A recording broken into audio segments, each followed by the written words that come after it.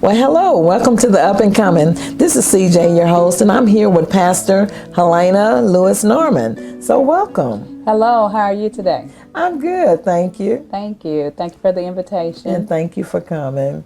I would like to, just dive right on in and talk about, tell us about your date with salvation. I was born and raised in the church all my life. About the age of 6 or 7, my mom was in the kitchen on the phone, and I heard some music, and I just started singing. Which I'm not a psalmist. I can't sing, but I started singing and started preaching to myself in the mirror. And then as time went on, she always told me, you're special. She wouldn't allow me to go do certain things. She was very protective, and she said, I gave you to the Lord, and you gonna serve the Lord. But I, of course, doing my own thing. And about age 22, I got saved I was in sixth grade when I first got saved. And of course, walked through some things, as we do as children. We rebel and run away from the call. Yes. But I was age about 22, 23. I said, I was in a revival, and I was like, oh, Lord, I want to pray for people, but didn't know what that would entail of. And so just went on throughout, life until I was in a conference in St. Louis. And as a matter of fact, it was a Joyce Myers conference. And after we had the session and a break, I found a payphone to call my mom, and I was like, Mom, I've been called. She's like, I know it. I've been knowing it. So after that, I really began to, really walk into what God had, called and ordained for my life. It just took time for me to process and get there, and I stopped running. Yes. Yeah. Wow. So tell us about one of your greatest passions for ministry. One of my greatest passions is, loving on God's people, seeing, deliverance, seeing the fruit of the labor when you have imparted and made deposits and walked with people throughout their life encounters and experiences. And so I learned just a couple of years ago, my passion is a purpose pusher, to push people into their ordained purpose. So that's my passion, just to see people succeed and see them overcome and see them walk into the fullness of what they've been called to do. So that's the passion I have, just to see that. Okay, so you actually birth people out. I guess you can say that. Yes, ma'am. Yes. You're more like a midwife. Yes, there are many different terminologies. Yes. But, a lot of times life and circumstance will cause people to feel defeated, and they feel that they can't conquer or they can't move forward. And so through ministry and ministering and praying and laboring, just walking them into that place of deliverance. And, deliverance is a process. Yes, God can do anything right instantly at that moment in time, but some people just have to go through a healing process and be healed healthy, healthy healing. So that's one of my passions, is just to see people walk in the fullness, coming through deliverance and heartache and, whatever has caused them to go through certain things in life. Yes. Okay.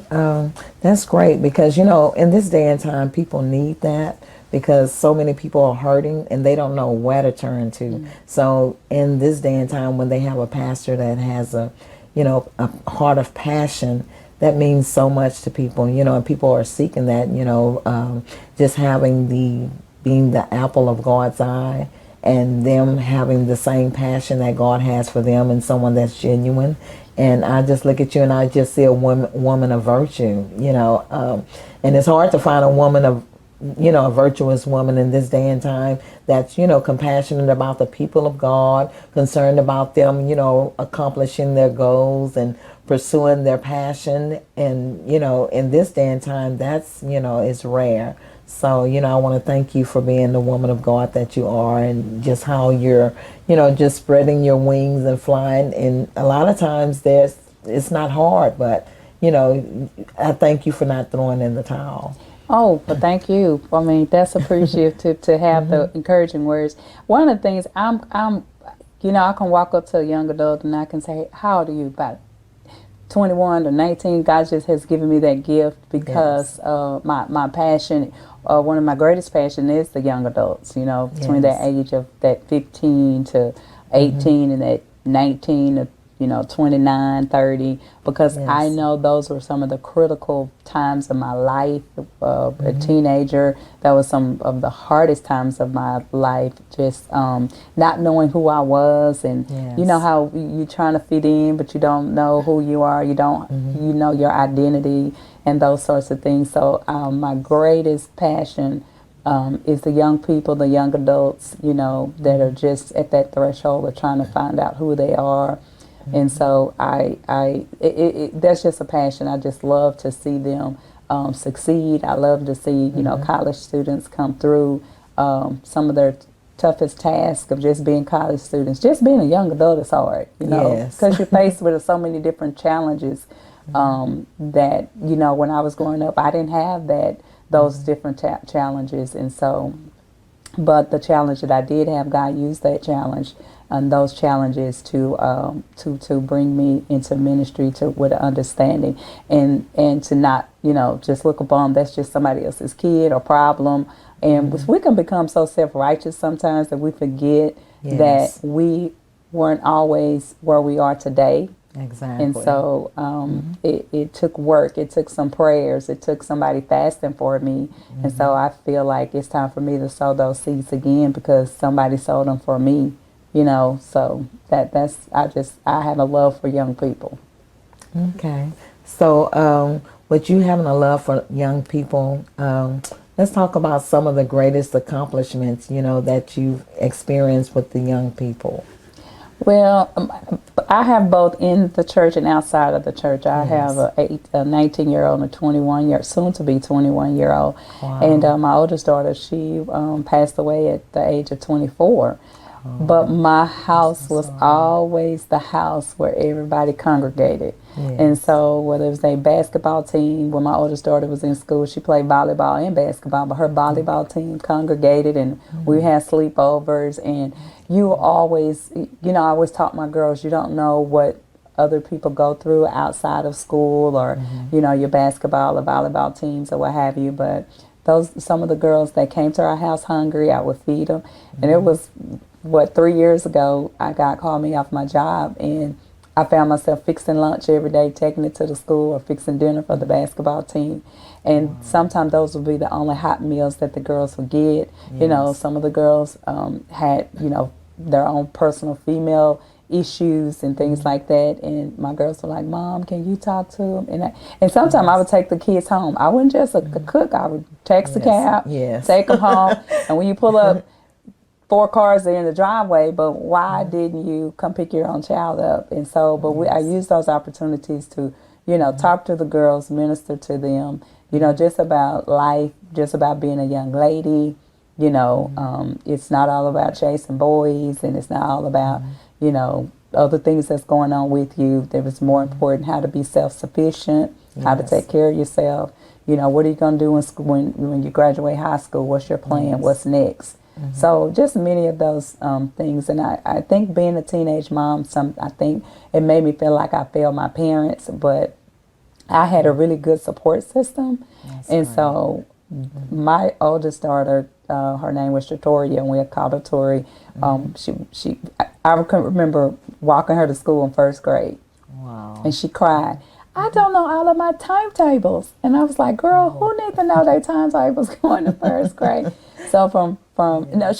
she was going to kindergarten. The matter of fact, in first grade they skipped her to second grade. Oh, So wow. I'm like, where did she get these genes from? She was just so smart. She loved math Yes. and science, and she was a math and science major.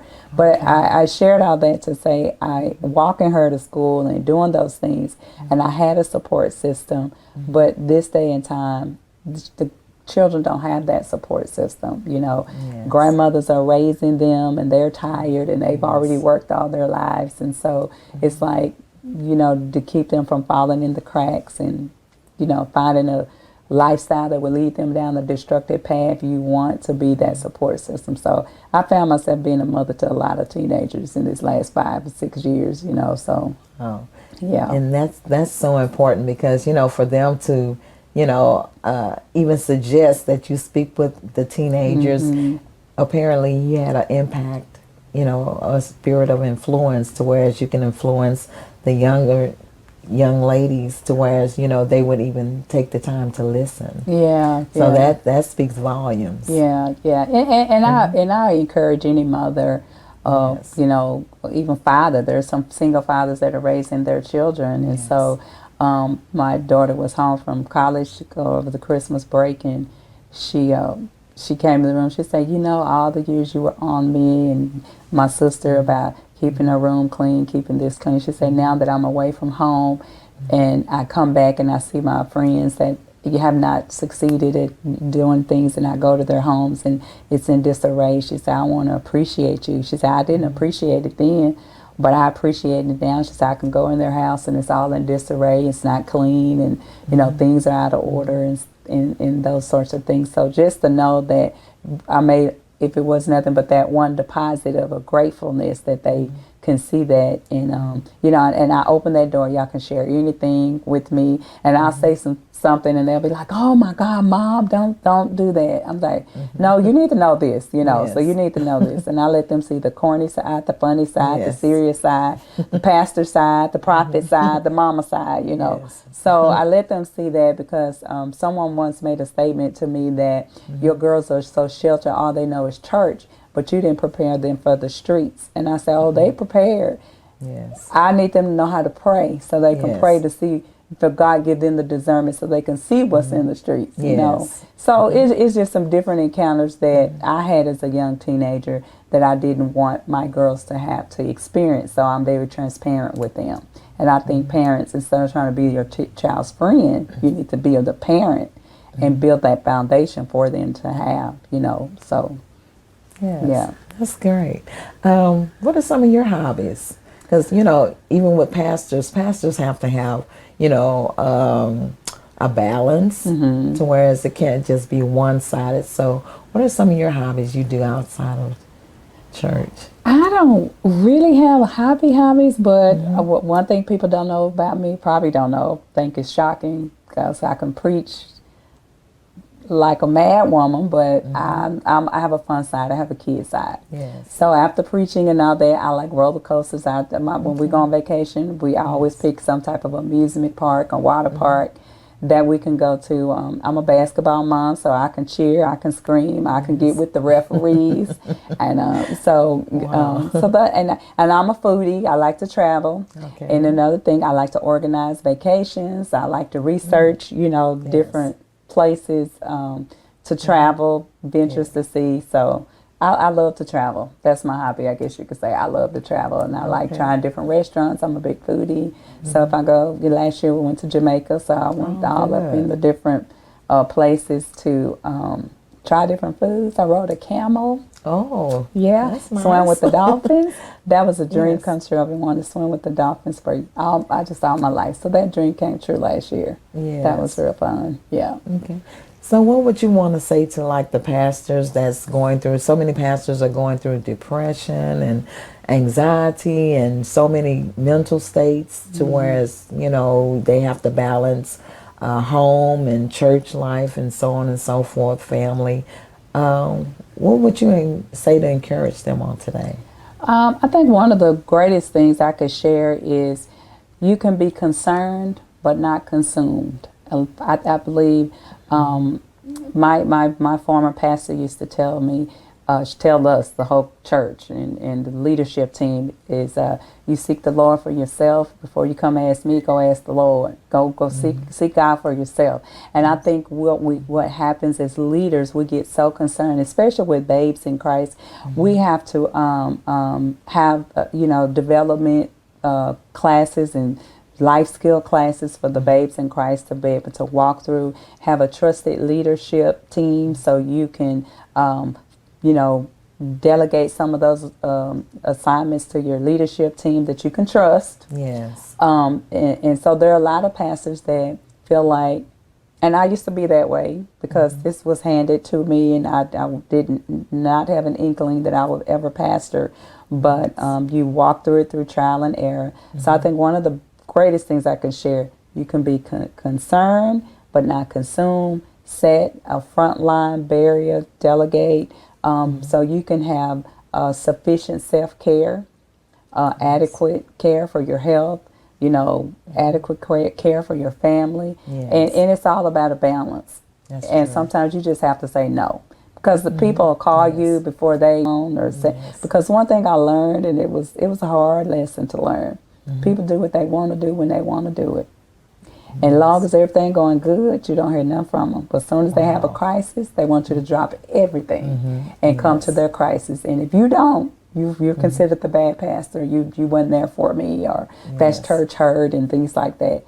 So I think self-care. There's so many young people, That's important. dying of just premature deaths, heart attacks, and things like that. And so sometimes you just take that time, at least every 6 months or once a quarter, and take that time for yourself, and just turn the phone off and don't respond. What's some of the advice that you would want to share with young women on today? Oh, one of the things I can share is for women, to women, is your identity. Don't lose your identity, whether it's ministry, whether it's, home. Know the balance. I learned years and years ago, trauma, crisis turns to drama.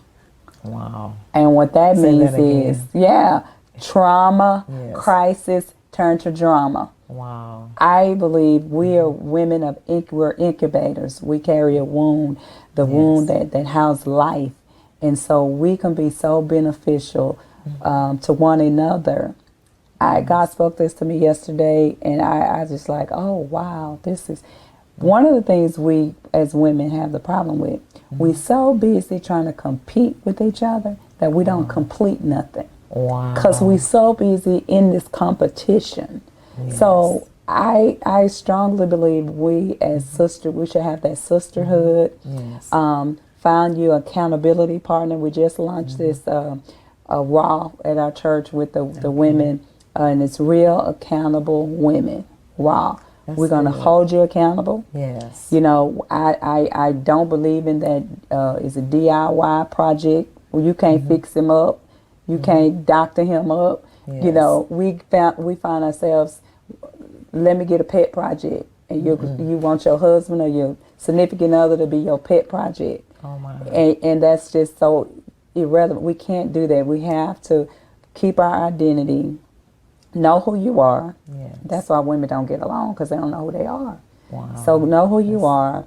Be Be self-sufficient. My mama always told me, you have you some money saved, because you need to be able to buy your own personal products. And another thing I don't believe, I just don't believe in it. I don't believe no man should stay at home while the woman get up and go to work. That's just not. I wasn't raised like that. My daddy got up and went to work. Now, I've encountered certain things, and I say that because we so quick to marry. We don't do we don't go through the premarital counseling. We don't seek the wisdom and advice.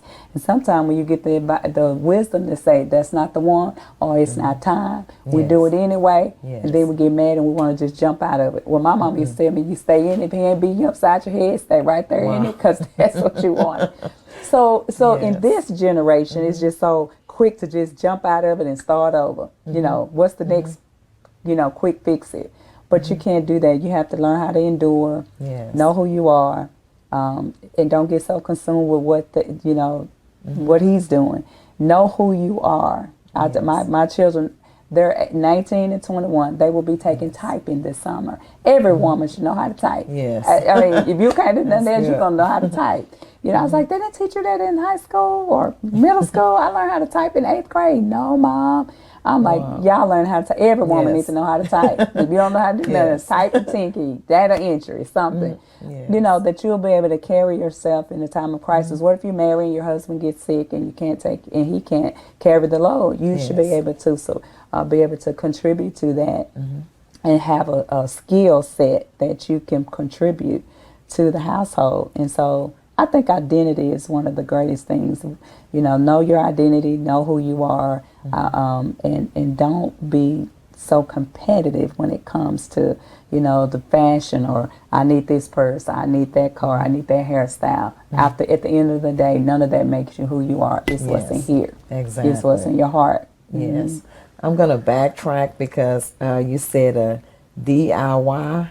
Yeah. So break it down. Is that a do-it-yourself? Do it yourself. Fix it up. Self-project? Self-project. Fix him up. You can't. And I say that. Let me navigate that to a specific area. Yes. Because there are some people, they have gone through some things and they just felt, have fallen on hard times and things like that. But what I'm talking about is emotional. Yes. That emotional, draining part of you trying to emotionally, do a DIY project. That it comes through a lot of prayer, fasting, understanding what's in operation, what's going on, what's been traumatized mentally. Yes. And so a lot of times people go through things and they just mentally check out. Or they've gone through a bad divorce or, a bad childhood. Yes. And so until you get to the root of that thing, you cannot, try to fix somebody up emotionally or mentally to have them to try to navigate in a relationship. It's just, and so what happens, it causes an unhealthy relationship. Yes. Unhealthy relationship. And, we're being a blended family, so you don't want to bring children into a blended family. It's not their fault. If you're emotionally not healthy, and the relationship is not emotionally healthy. And I think I was sharing with my sister the other day, I said, I used to hear them say, a piece of a man is better than no man at all. And I couldn't, I was like, yeah, that's when you're desperate. Wow. But I was like, no, I want to have my peace, Peace, than a piece, Exactly. Pic. No, who wants just a piece? You want it to be whole. And so, when growing up, my dad got ill, but my dad worked at the one job 50 years, the same job. But my mom was a stay-at-home mom, but she knew how to balance the checkbook. Yes. She knew how to teach us, how to take care of the home and things like that. And so I think a lot of those things, because of technology, we do everything on our phone. But I've taught my girls how to write a check, how to get a money order, how to balance your checkbook, what to do, what to do. And so I think, again, it goes back. People want to blame, or society wants to blame, that men grew up in a one-parent home with just a woman. They should have had their father there. But I know some men that are very successful right now because of what their mom put in them. So there have been some mothers that put some great things in some great men. Yes. And so it's not our responsibility as women to fix them up. It's our responsibility to back them up. Wow. And walk side by side with them as a helpmeet. But no, we can't. We can't fix up no emotional. Yes. And allow them that time to be healed. Allow them that time to be restored. So that's my say on that. That's a good topic, but some women, and I remember one of my pastors used to say that a lot of times when you can't move forward, they resort back to their familiar, what they know that's gonna embrace them and just accept them for who they are. I know this individual, and me and him had a history and so on and so forth, and they just resort back to the familiar because, and then it keeps you stagnant because you can't move forward. That's true. So it's like that's some good advice for the women in this day and time, because a lot of women need to hear that, but some women they turn a deaf ear to it because they don't want to hear it. They're not ready yet. Right. So a lot of them are going through this emotional roller coaster, and it's like you keep going on this emotional roller coaster because your feelings are in it. You all in, and it's just, there's just some shows that's coming out like, I'm down with my man. So, in other words, I don't want to hear it. Even if you see it, don't tell me, don't text me, don't send me no snapshots. So it's, the thing about, they're not ready. And this one lady had given me this advice a long time ago. She said, you're going to stay at the table. I'm like, stay at the table? What does that mean? So she said, in other words, your belly is not full yet. Wow. So until your belly gets full, in other words, until you get tired, Yeah. good and tired, Yeah. then you're gonna stay there and Yeah. remain stuck. Yeah. So And a lot of that comes from women settle because yes, one, they have low self-esteem. yes, They think, don't nobody want me, or this, I have to accept this because this is the only relationship I probably have. And I just think, I beg to differ. No, you build yourself according to what you know that's best for you. But even when I was young, I walked through that where I thought my life was incomplete unless I had a man or a significant other. But as time has gone on and I've gotten some wisdom and yes, some knowledge and some understanding, and after you have suffered a while, yes. you be like, oh no, was That that patience have a perfect work. Yes. That you can be whole and entire, wanting nothing. So, Yes, that's the Tyler Perry. I can do bad by myself, all by myself. I don't know who wrote that, but I can do bad all by myself. But you can. I mean, if you gotta babysit a man like you do your kids, oh my. what? No, you don't just need a pair of legs in the bed. You Wow. don't. No, that's just and that's where that spirit runs rapid in the church. Okay. Because you know what? The enemy don't care what they destroy, who they destroy. That's why That's so true. many women, well, I think that's my husband. And what God ain't told him, the Bible says, man that findeth a wife findeth a good thing and obtaineth favor. Yes. But when you going chasing the pants and saying, God said that's your husband, and then you can, you don't even know what you're bargaining for. And then so many women are so desperate to have a preacher or a pastor. But they don't know when the anointing lift off of him and he get through preaching, they got to deal with the real human creation of who he is. That's true. And so, there are some wonderful, wonderful, wonderful pastor leaders, male leaders who carry so many things on their shoulder. Yes. But they got their own fight to fight. And there's some women that come into the church and their only assignment is they coming for the pastor. Yes.